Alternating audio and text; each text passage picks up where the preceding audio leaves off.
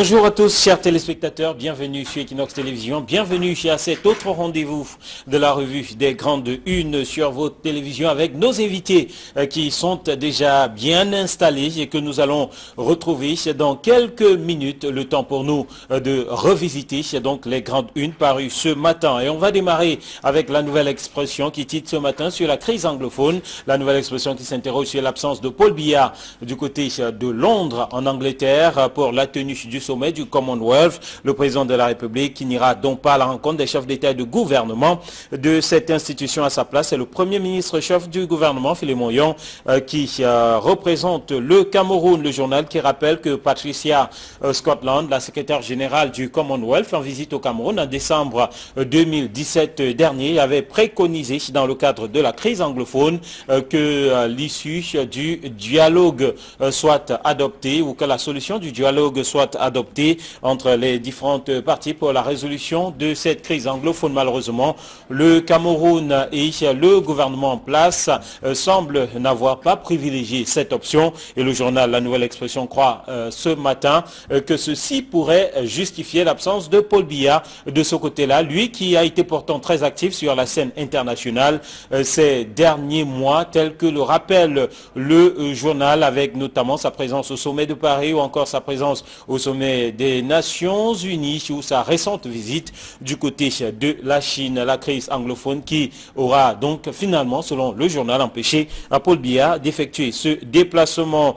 Crise anglophone donc qui a empêché au chef de l'État d'effectuer le déplacement. Le journal parle aussi de processus électoral et de l'ONU qui consulte les partis politiques dans le cadre de la mise en œuvre de son plan de travail et par rapport aux échéances électorales de cette année, la coordination du système des Nations Unies au Cameroun consulte une vingtaine de partis politiques, à peu près 20 seulement sur les près de 300 que compte le Cameroun et parmi ceux-ci les plus représentatifs tels que le RDP sur le SDF, le MRC, mais aussi d'autres partis politiques tels que l'UPC ou encore le FUC de Jean Djenga, l'UNDP, le Manidem, le CNC, le MLDC, l'UDP, entre autres donc partis politiques retenus dans le cadre de ces consultations du système des Nations Unies au Cameroun. La Nouvelle Expression parle aussi de ce personnel fictif de l'État et s'interroge que peut Motazi avec le comptage physique. C'est une patate bien chaude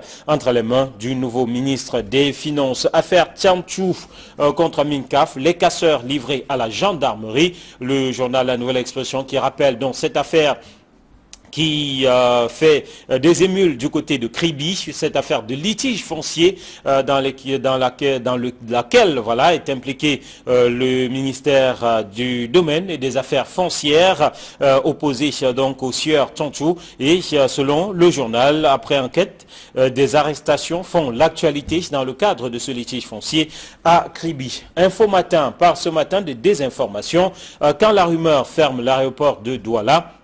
Info Matin qui dit qu'un rapport imaginaire de l'Organisation de l'Aviation Civile Internationale recommande cette mesure. Info Matin qui rappelle tout aussi que une mission de cette Organisation de l'Aviation Civile Internationale est pourtant au Cameroun depuis quelques heures. Une mission qui va donc commencer son inspection avec ses experts du côté de l'aéroport international de Yaoundé-Simalène avant de poursuivre sa mission du côté de l'aéroport international de Douala. Et ce n'est qu'au terme de cette visite d'inspection qu'un rapport sera dressé et que le sort réservé à l'aéroport international de Douala sera connu. Le journal qui nous parle aussi d'enseignement secondaire de Nalova Lyonga sur les dossiers des examens et concours de 2018.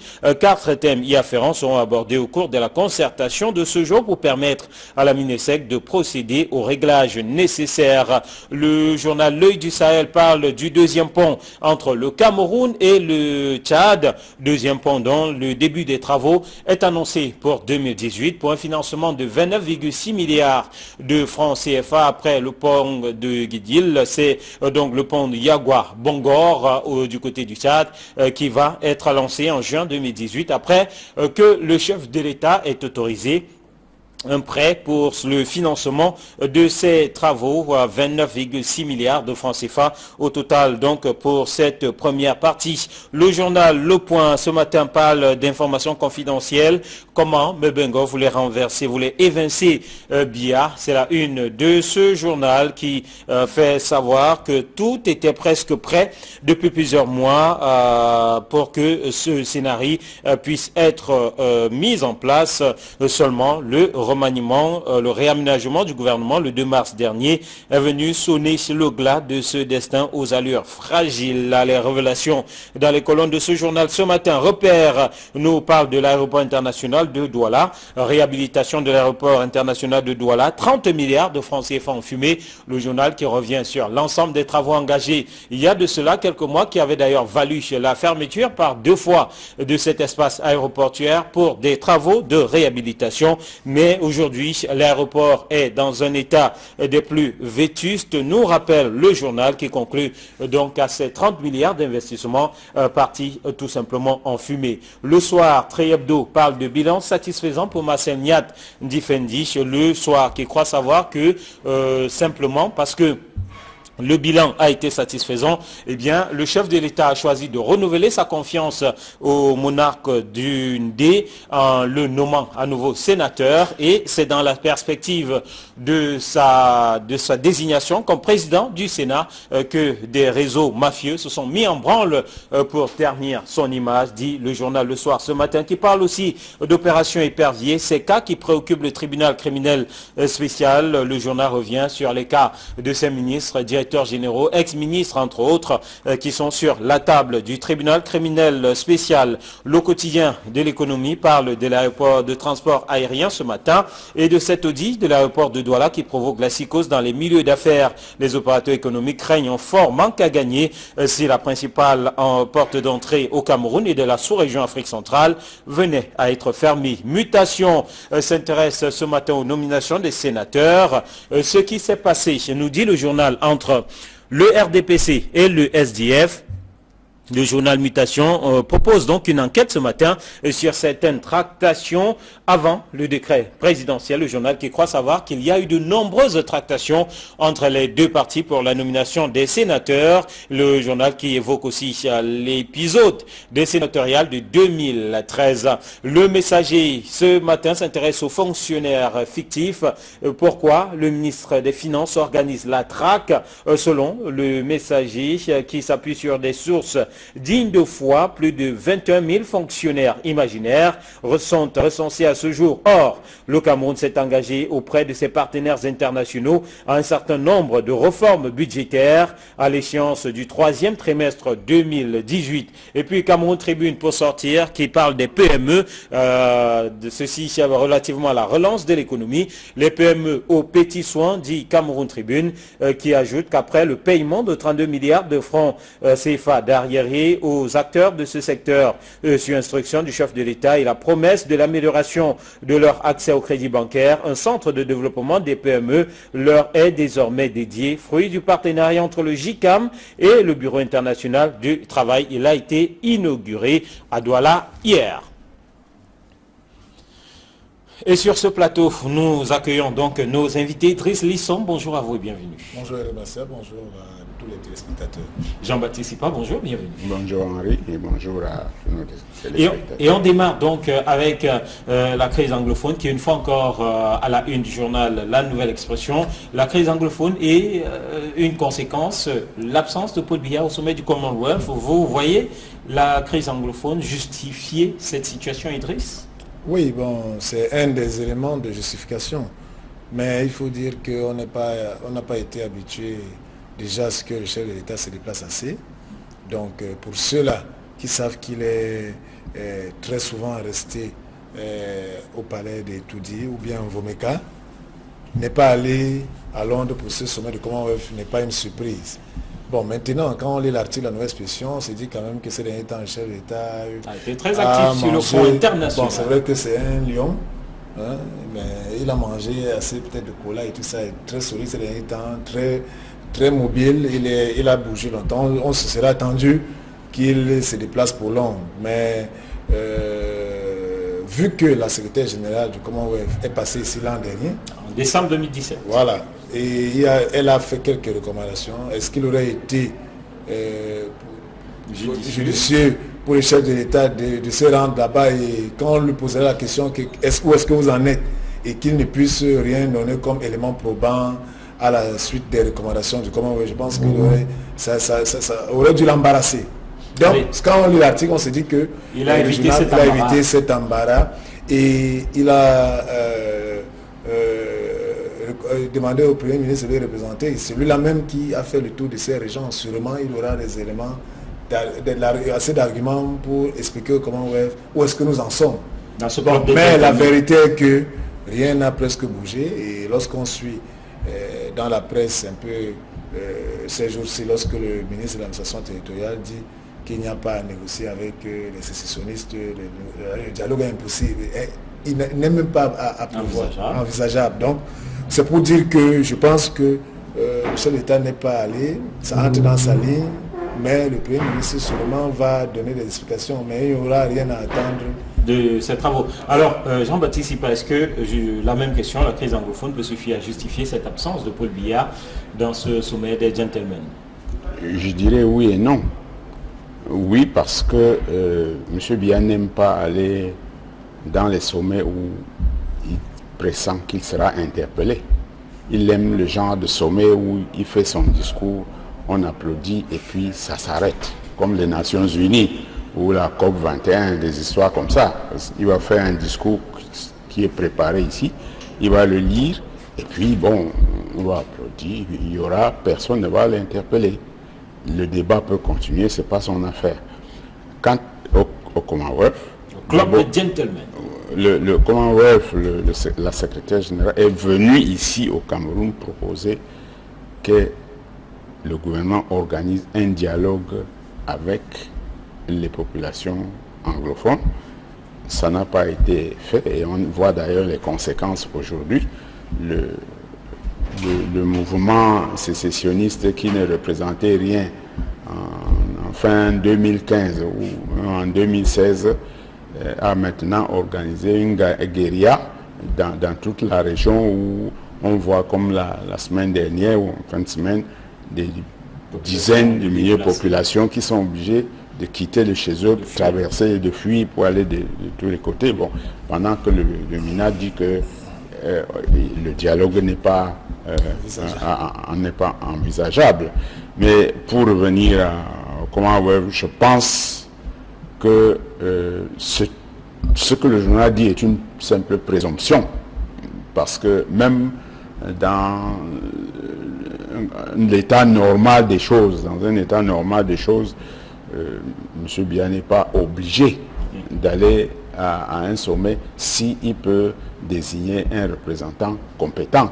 Et je pense que dans le cas de figure, le Premier ministre Yann Philémon est certainement mieux placé pour parler de cette question que M. Biya lui-même, qui, en fait, je ne crois pas qu'il en sait grand-chose. Allez, on va parler d'un autre sujet qui fait la une de plusieurs journaux ce matin. Le quotidien de l'économie repère et bien entendu Info Matin. Il s'agit de cette agitation autour de l'aéroport international de Douala. Ça commence à faire beaucoup. Certains qui craignent, certains qui ont d'ailleurs annoncé hier dans certains journaux la possibilité, l'imminence de la fermeture de l'aéroport. Aujourd'hui, d'autres journaux reviennent sur l'audit de cet aéroport qui provoque la psychose. C'est ce que dit par exemple le quotidien de l'économie. Repère parle de 30 milliards partis en fumée relativement aux travaux de réhabilitation antérieurement entreprises. Et puis le journal Info Matin lui parle de désinformation. Alors, qu'est-ce qui fait courir autour de l'aéroport de Douala? Bon, ce qui fait courir, c'est tout simplement que cet aéroport est vétuste. Parce que, vous savez, ce qui est quand même terrible pour les lecteurs et ceux qui lisent la presse, c'est-à-dire que très souvent, il faut faire attention entre ce qui fait partie des faits. Alors, lorsque on lit la presse et qu'on parle de cet audit qui dit un peu quel est l'état des lieux, que ce soit l'aéroport international de Yaoundé-Simalin, que ce soit celui de l'aéroport international de Douala, Ce sont les faits. C'est-à-dire qu'on constate que dans cet aéroport, aujourd'hui, s'il pleut et que vous êtes dans une salle d'embarquement, l'eau, vous êtes mouillé comme si vous étiez à l'extérieur. Cet aéroport où très souvent, quand il pleut, pour accéder à votre, au niveau de l'aéronef, on utilise des parapluies comme si... En fait, c'est un aéroport qui n'est pas c'est-à-dire qui n'est pas moderne, qui n'est pas à la dimension de ce qui devait être. Donc, aujourd'hui, on vient auditer. Vous vous souvenez très bien que lorsque on parlait de la commission de la CAF qui était venue ici pour la CAN 2019, on avait déjà relevé les défauts de cet aéroport. Bon, mais vous savez que dans ce pays, on ne réagit que lorsqu'il y a la menace.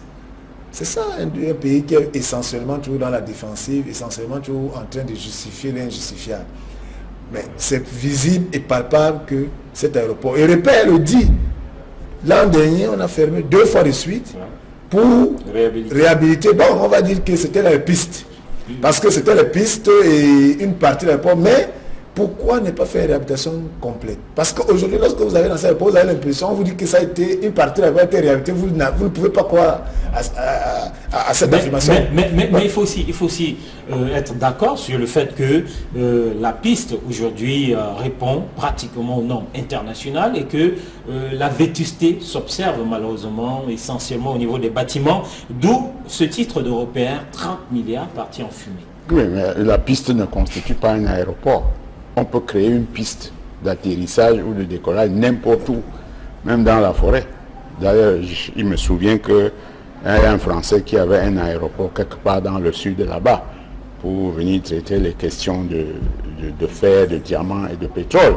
Bon, donc une piste, on peut la créer, mais un aéroport, c'est autre chose. La piste est assortie des services, d'un certain nombre de services d'accueil, sans lesquels l'aéroport n'est pas aéroport.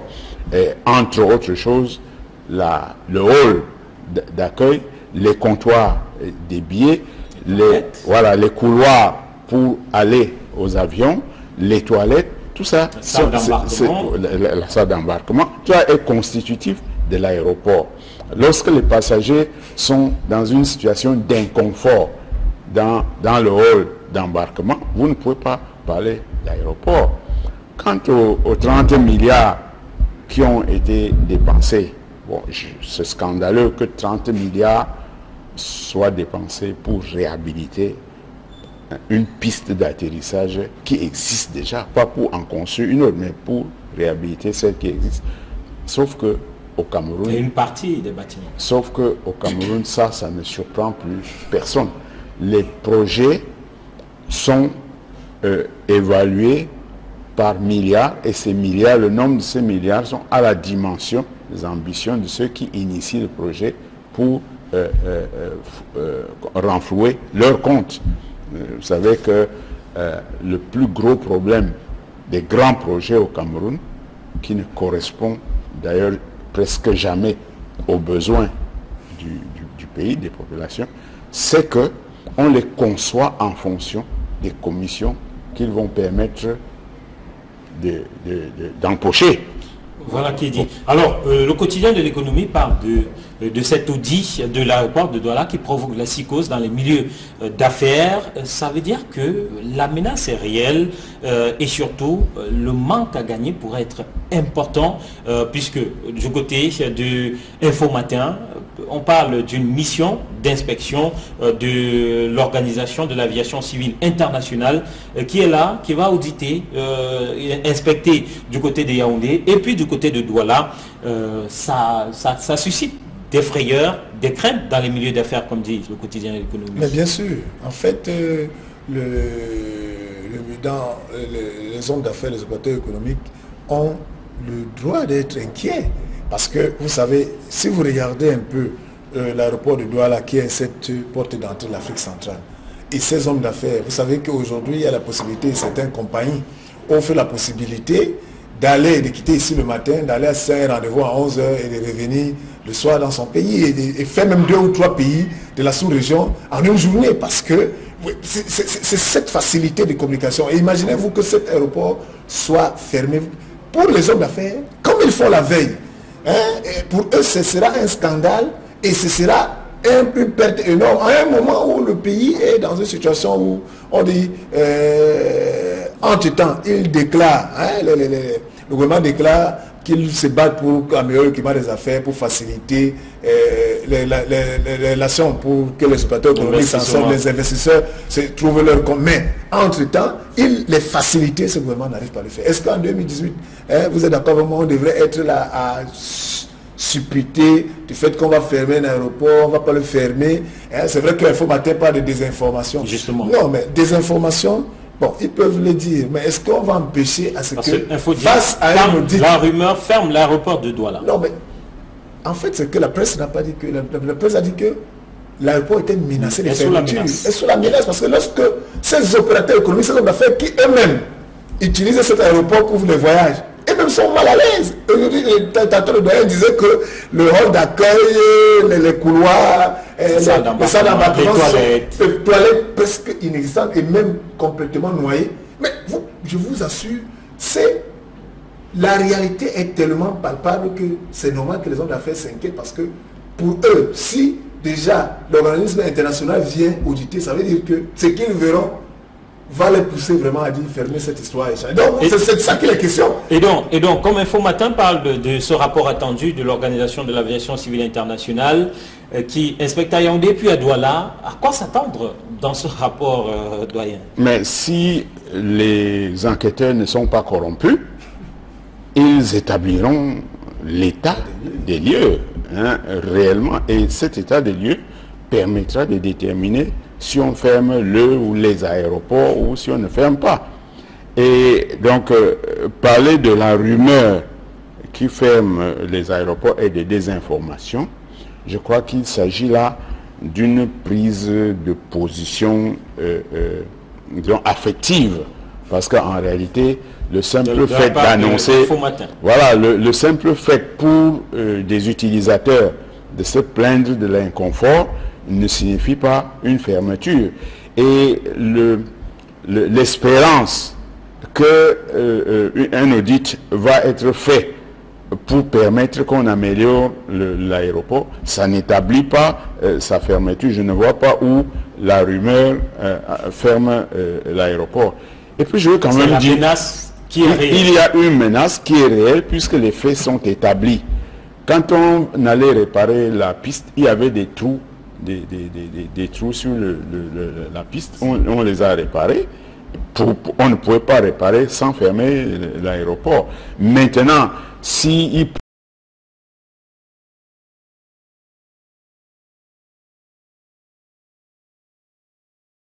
prendre l'avion, attendre leur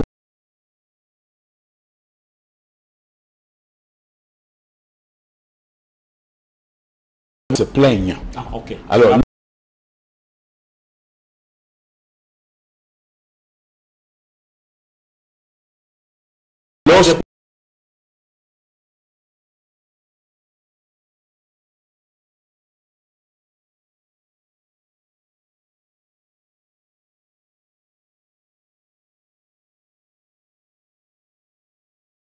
bon, maintenant, on peut dire que c'est un tort ou que c'est oui, que c'est un tort de fermer l'aéroport, surtout un aéroport.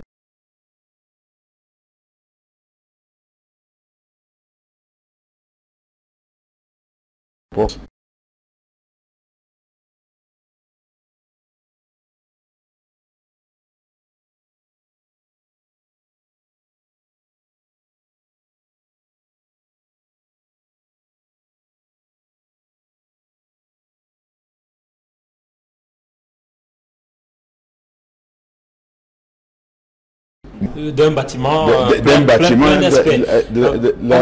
On va sortir. Vous appelez des étrangers pour construire un aéroport sans transfert de technologie, donc on ne forme pas les gens qui doivent continuer à s'occuper de cet aéroport sur le plan technique, et vous n'organisez pas un service de maintenance, c'est tout à fait normal. On se retrouve dans cette situation. Absolument. Alors, toute œuvre a une vie. Alors, on va sortir avec ce sujet qui revient dans le journal Le Messager et aussi dans la Nouvelle Expression, les casseurs livrés à la gendarmerie dans cette affaire de litige foncier quand même qui revient de façon récurrente dans Le Messager.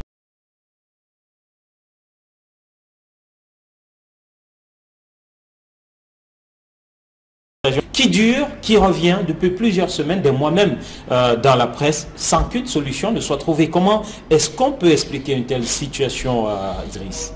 Bon, et c'est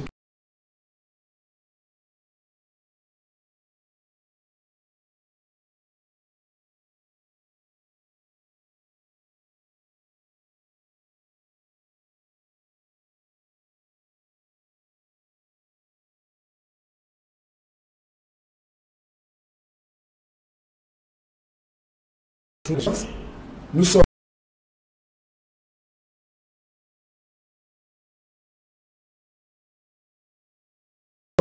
on constate que ce préfet a la mauvaise habitude d'être toujours en mal avec les populations sur les affaires de domaine, du cadastre. Ça s'est passé au village de Batindi, ça se passe. Donc en fait, c'est quelqu'un qui a un mal, qui est accroché au domaine de l'État et qui est dans les micmacs. Bon, peut-être que le ministre du domaine doit pouvoir... Allez, le ministre du domaine qui est partie prenante malheureusement dans l'affaire. Alors, une affaire qui revient avec une telle récurrence, ça inquiète.